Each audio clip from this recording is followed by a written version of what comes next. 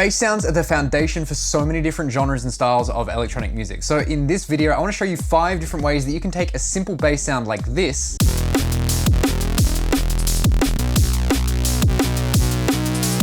and turn it into something awesome like this.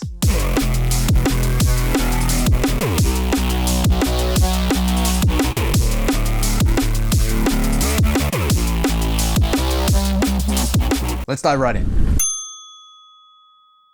Okay, so here's that first simple bass sound on its own. We've just got drift here, followed by some chorus, a little bit of saturation and some EQ, so nothing fancy, and it sounds like this.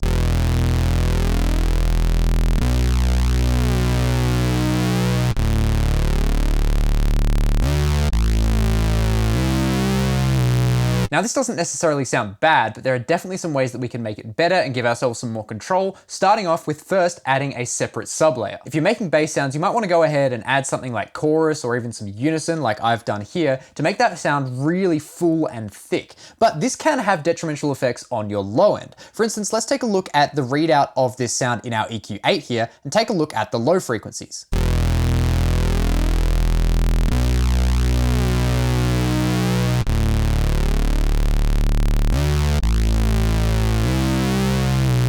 We can see that the lowest fundamental of the sound here is moving up and down. That's because we've created some detuning of the voices here, and this creates an unstable kind of low frequency, which is not necessarily fantastic if we're playing on like large club systems or subwoofers or something like that. To fix this, we can create a dedicated sublayer to layer with our bass sound to give it that nice strong fundamental low end. To do this in Ableton Live, all I need to do is make sure that my synth and its associated effects are all grouped together into an instrument rack. I've already gone ahead and done this, but if you don't know how to do it, simply select all of the things that you want to group, right click and come down to the group option. Next, we want to go ahead and open up the chain list, and then I'm going to copy the synth, the drift here in this case, to a new chain by holding down Alt or Option and clicking and dragging it below the first chain. If we solo this new chain, this is now going to be our sub layer.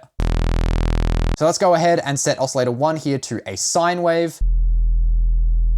And then you might want to go ahead and potentially add some saturation and some filtering. Inside drift, all I need to do is just increase the level of this oscillator, maybe up to 0 or higher, and then pull down the level of this filter.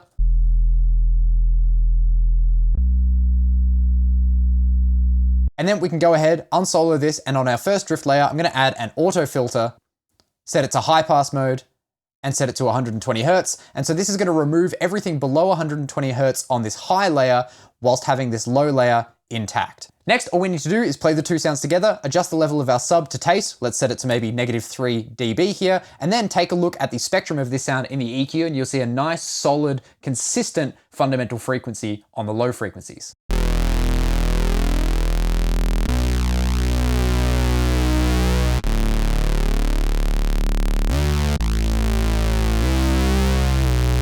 If you want to really glue these sounds together, you can go ahead and add something like a saturator after the entirety of the instrument rack, set it to potentially digital clip, and this will saturate or distort the two sounds together, which can make them sound nice and cohesive.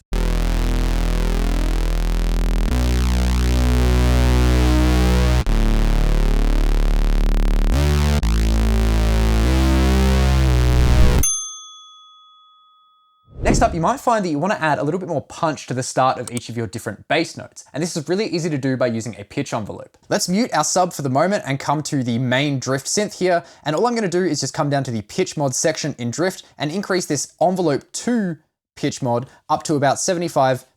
Next, we're going to come to envelope 2, reduce the sustain all the way down. And then our decay here is going to control the length of our pitch drop in the sound. Take a listen to this. If we increase the decay,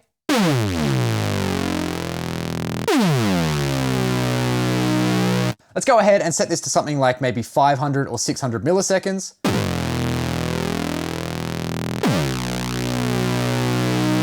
As a bit of a quick note, you'll notice that I've actually got the legato setting on here on this drift synthesizer. Without legato on, this envelope's actually going to re-trigger on the beginning of every new note, even if those notes are overlapped. What this means is that particularly for passages like this last passage here, where I've got a bunch of different notes overlapping, we're actually going to get that pitch envelope re-triggering every single time.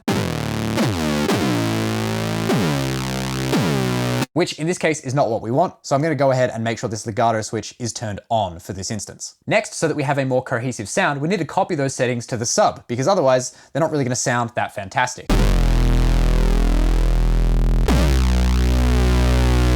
Really easy way to do this is make sure we're on our main drift synthesizer here, right click on the envelope to pitch mod depth amount and click on copy value to siblings. Then we're going to do the exact same for all of the settings of our envelope here, namely the decay setting and the sustain setting. And now all of those settings that we've copied to siblings are going to be copied over to our drift on the sub layer. So now we've got a nice cohesive pitch envelope at the beginning of the sound.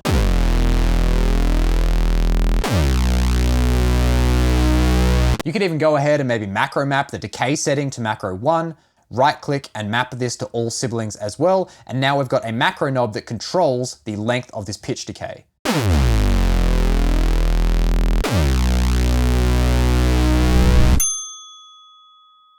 Now things start to get really awesome, and we're gonna make this sound super thick and full by adding an extra layer. But this isn't just any extra layer. This is gonna be a harmonic layer. Let's come to our main drift layer here and come to our second oscillator. I'm gonna set this second oscillator to a sawtooth wave as well, and then I'm actually gonna bring it up 1 octave. As I increase the level of this, take a listen to what it sounds like.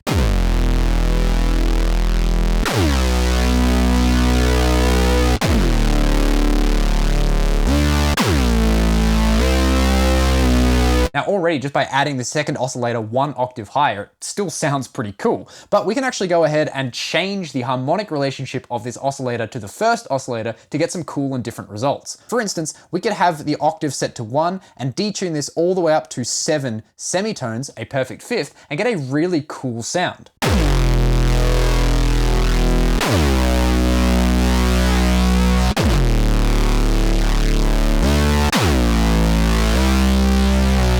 We could even have this up 2 octaves and 7 semitones.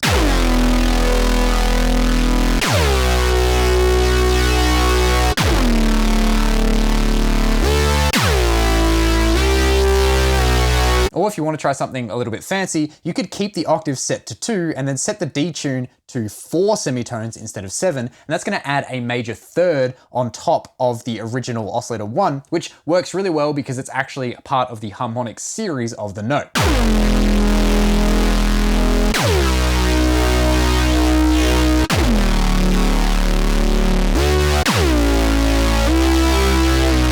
I'm gonna go ahead and set this back to 1 octave and plus 7 semitones here. And also, just as a bit of a note, you don't have to have this exactly on plus 7 semitones. You could have this a little bit detuned, and that will create a nice kind of wobbling effect as well.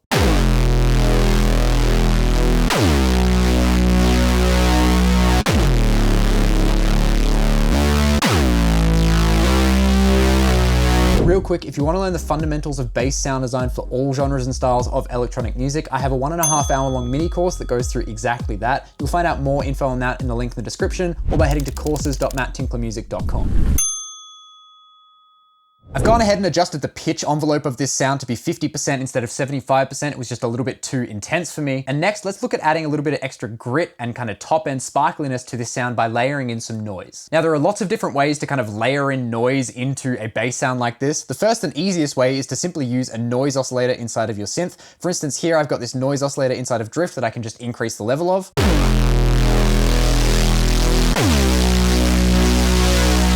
If I want to, I can also make it so that this doesn't go through the filter just by clicking on this little button right here, which can add a nice little extra layer of top end sparkle.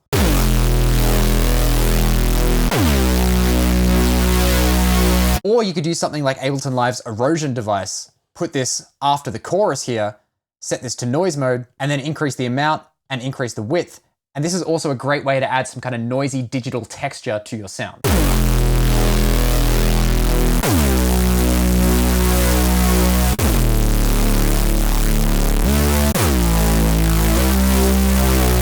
Now, this is also a good opportunity to talk about adding width to your sound, because instead of having the noise on the entirety of the signal, you might want it so that the noise is just, say, in the sides or more focused on the sides. If you wanted to do something like this, you could, for instance, go and group together, say, a chorus and an erosion by right-clicking and grouping these two sounds together. On the chorus ensemble, set this to 100%, bring the width up to maybe 100% as well, create a new chain, and then we have this really wide chorusy chain with the noise on it,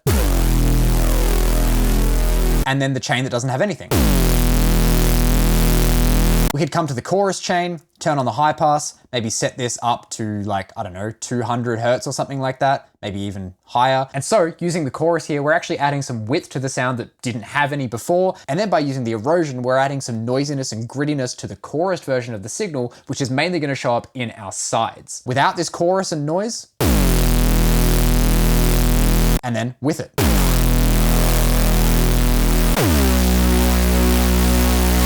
Now, of course, there are lots of other ways to add noise to the sides of a signal, but if you're following along in something like Ableton Live Lite, you can do exactly this and get the same result.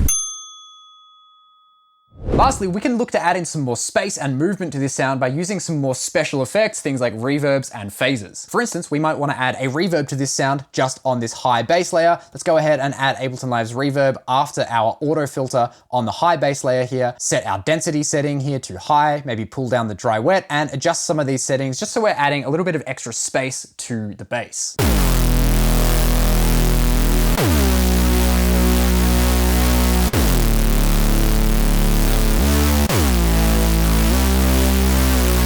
Then we could add some more movement with something like a phaser, put this before the reverb. Let's open up the LFO section here, set the phase down to 0 degrees so that we have the same phaser movement on both the left and the right sides of our synth, and then adjust things like the rate, the amount, the center, and the feedback to taste.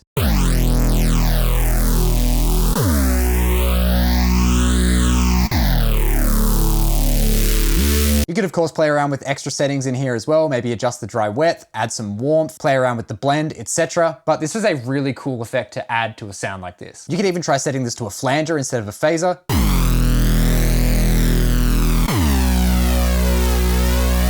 For a little bit of a different flavored result. Now, all of that is well and good and sounds super cool, but if you really want to take your bass sounds to the next level, what you need to do is add some movement and automation.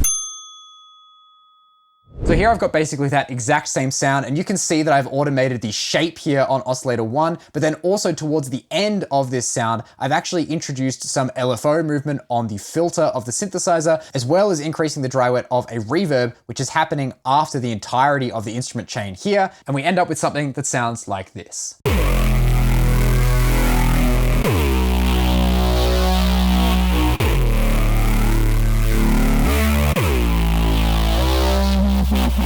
Put that in context with a cool drum loop and you've got a really wicked bass sound.